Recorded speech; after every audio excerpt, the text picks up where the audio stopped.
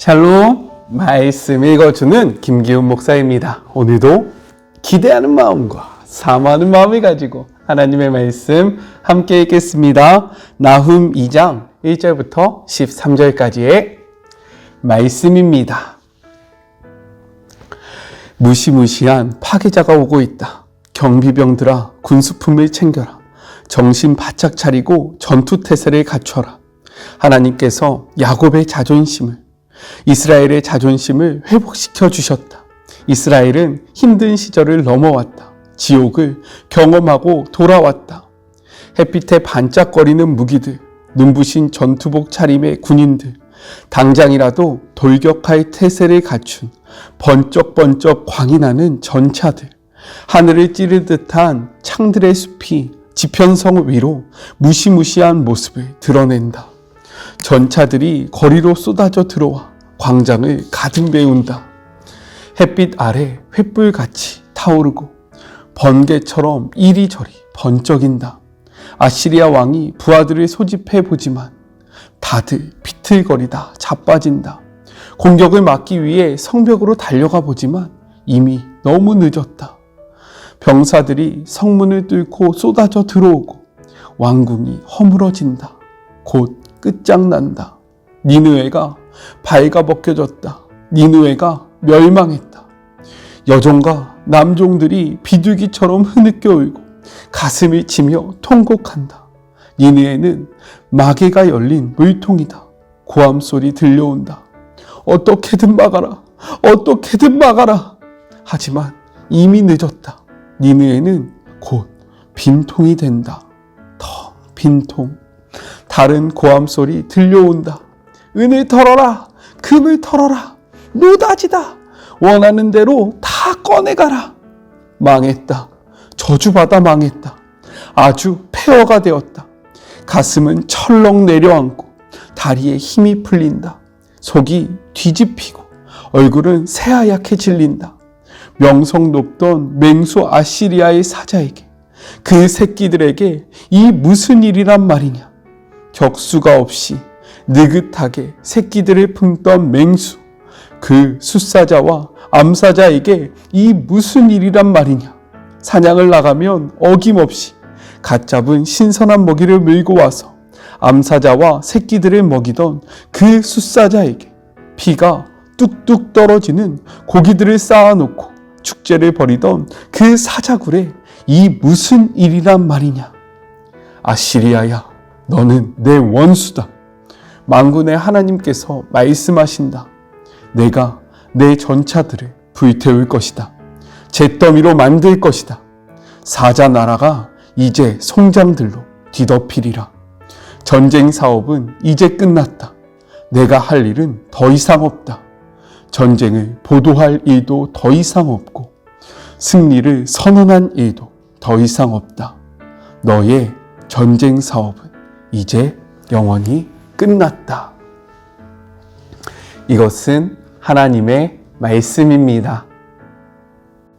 오늘 말씀은 내용상 두 부분으로 나눠서 생각해 볼 수 있습니다. 먼저 첫 번째 1절과 2절 심판과 회복의 선포입니다. 우리 1절의 말씀을 같이 한번 읽어볼까요? 파괴하는 자가 너를 칠러 올라왔으니 너는 산성을 지키며 길을 파수하며 내 허리를 견고히 묶고 내 힘을 크게 굳게 할지어다 라고 기록되어 있습니다. 여기서 파괴하는 자는요, 흩어지게 만들다 라는 의미를 가지고 있어요. 사실 아수르는 북이스라엘을 흩어지게 하는 자로서 BC 722년 북이스라엘을 멸망시켰고요. 그리고 남유다 멸망에도 결정적인 역할을 했습니다. 그러나 이제는 아수르가 흩어지는 자의 공격을 받아서요, 철저히 파괴를 당하고 그 백성들이 뿔뿔이 흩어지게 될 것을 예언하고 있는 거예요. 역사적으로 보면 아수르에게 이러한 일을 행한 이들은요, 바벨론과 메대의 연합군이었습니다. 그러나 실제적으로 아수르를 파괴하게 하는 자는요, 13절의 기록대로 하나님이었다라는 거예요. 이 부분은 이따 뒤에 조금 더 이야기를 해보도록 하겠습니다. 당시 아수르는요, 고대 근동의 최강자로서 군림하고 있었기 때문에 스스로 두려워할 존재가 없다고 여겼고요. 교만한 태도를 보였습니다. 나훔 선지자는 이러한 아수르에 대해서 하나님이 예비하신 군대가 쳐들어왔으니 싸워볼 수 있으면 싸워보라고 그들을 조롱하면서 이 1절의 말씀을 선포하고 있는 것입니다. 우리 2절의 말씀도 같이 한번 읽어볼까요? 여호와께서 야곱의 영광을 회복하시되 이스라엘의 영광 같게 하시나니 이는 약탈자들이 약탈하였고 또 그들의 포도나무 가지를 없이 하였음이라 라고 기록되어 있습니다. 1절이 아수르의 심판을 예고하고요. 우리가 뒤에 살펴볼 3절부터 12절이 니느웨 성이 공격당하여 파괴되고 성 주민들이 죽거나 포로가 되어 끌려가는 내용이 기록되어 있는 반면에 조금 이상하게 2절은요. 하나님께서 야곱과 이스라엘의 영광을 다시 회복시킬 것이다 라는 내용이 담겨져 있다는 거예요. 그러나 이는 부자연스러운 전개가 아니고요. 이것이 생뚱맞은 이야기가 아니라 하나님께서 여러 나라들을 아수르로 보내요 니느웨 성을 멸망시키는 목적이 무엇인지를 설명해 주는 그러한 역할을 하고 있다는 겁니다. 2절은요, 아수르를 멸망시키는 근본적인 이유가 그들이 하나님의 백성인 유다를 괴롭히고 그들의 신앙과 삶에 크나큰 위협을 가했기 때문이라는 사실을 분명하게 우리에게 이야기해주고 있는 거예요. 그러므로 아수르의 멸망은요, 당신의 백성들에 대한 하나님의 은혜와 축복을 확인시켜 주고요. 여기서 더 나아가 하나님의 거룩한 백성으로서의 영광을 회복하기 위함이 목적이다라는 것을 분명하게 우리에게 보여주고 있습니다. 성경은요, 이렇게 우리에게 약속했어요. 시편 44편 7절의 말씀입니다. 오직 주께서 우리를 우리 원수들에게서 구원하시고 우리를 미워하는 자로 수치를 당하게 하셨나이다. 아멘이지 않습니까? 또 이사야 41장 11절은 이렇게 이야기하고 있어요. 보라, 내가 노하던 자들이 수치와 욕을 당할 것이요 너와 다투는 자들이 아무것도 아닌 것 같이 될 것이며 멸망하리라 라고 이야기합니다. 이것은 하나님의 약속이라는 거예요. 하나님이 이렇듯 다 알고 계시고요. 다 보고 계시고요. 그리고 당신의 자녀들을 위해서 오늘도 싸워주신다 라고 말씀하고 있어요.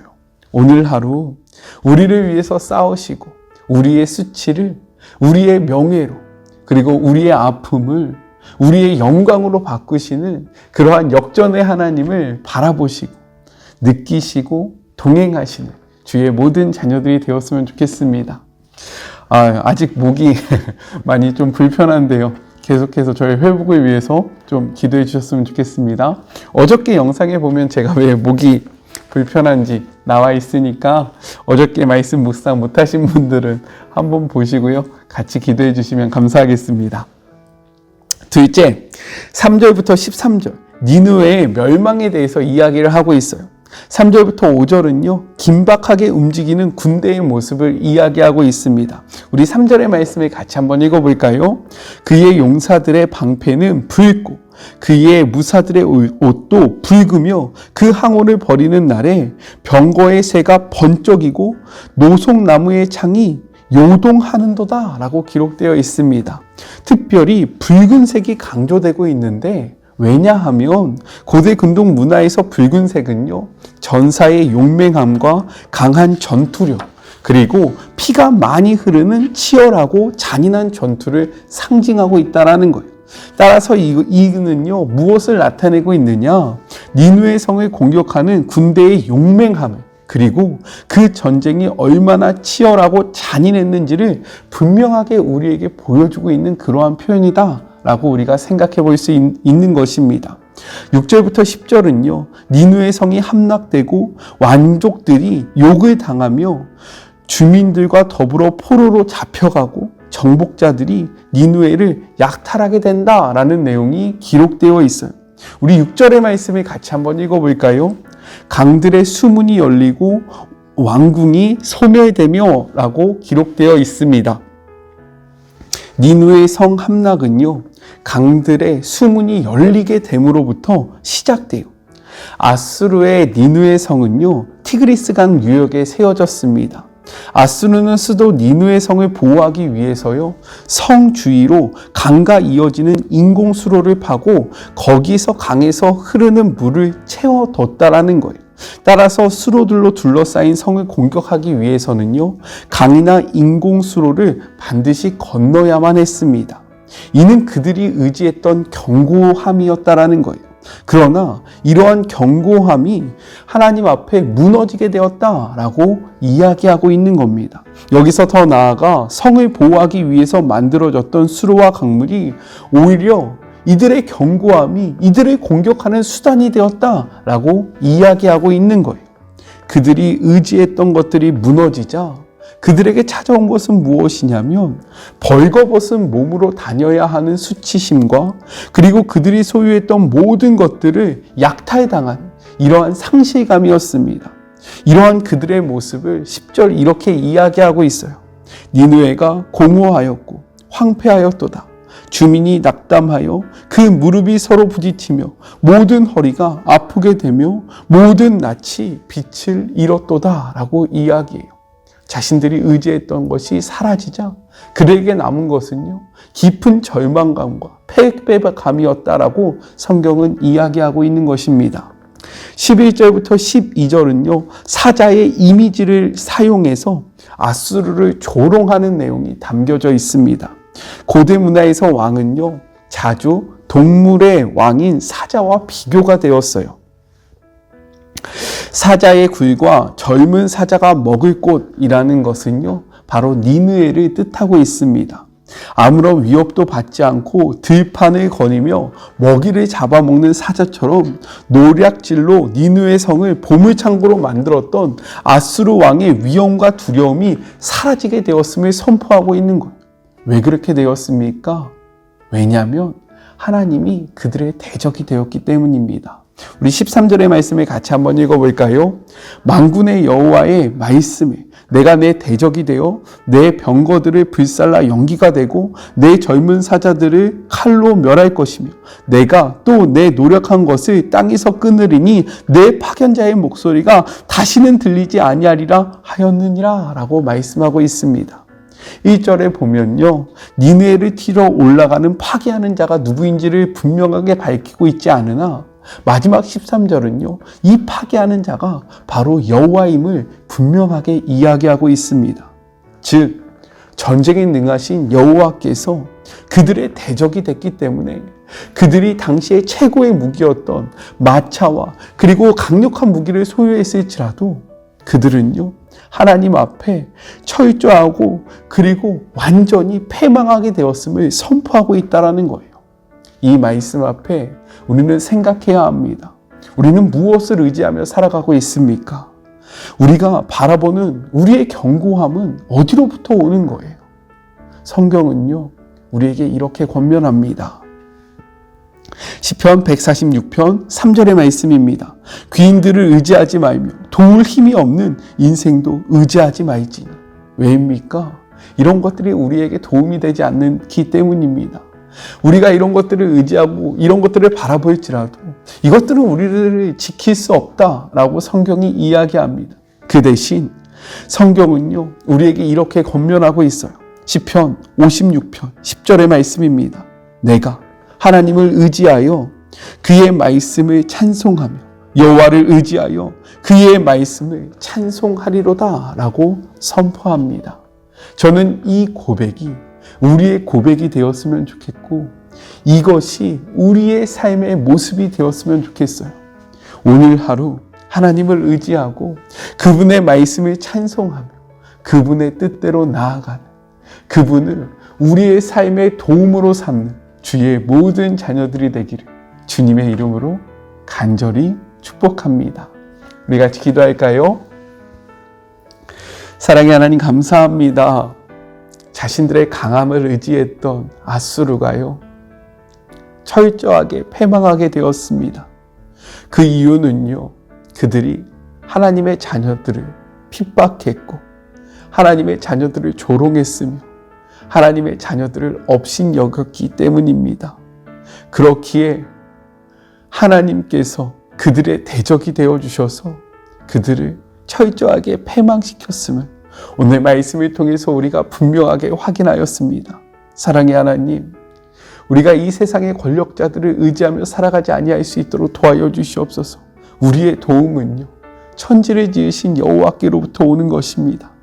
하나님, 그렇기에 우리가 세상의 권력자들을 두려워하지 않고 주님을 두려워하며 주님과 동행하며 나아가는 우리의 수치를 씻으시는 하나님과 함께하는 주의 모든 자녀들이 되게 하여 주시옵소서. 이 사실을 분명히 깨닫고 이것을 살아내는 우리가 되기를 소망하며 거룩하신 예수님의 이름으로 기도드립니다. 아멘. 하나님이요, 우리의 삶을 지켜보고 계세요. 그리고 우리의 대적을 위해서 하나님이 싸워주십니다. 이것은 하나님의 약속이에요. 이 말씀을 믿음으로 우리를 위해서 싸우시는 하나님을 바라보시고 발견하시는 그런 복된 하루가 되었으면 좋겠습니다.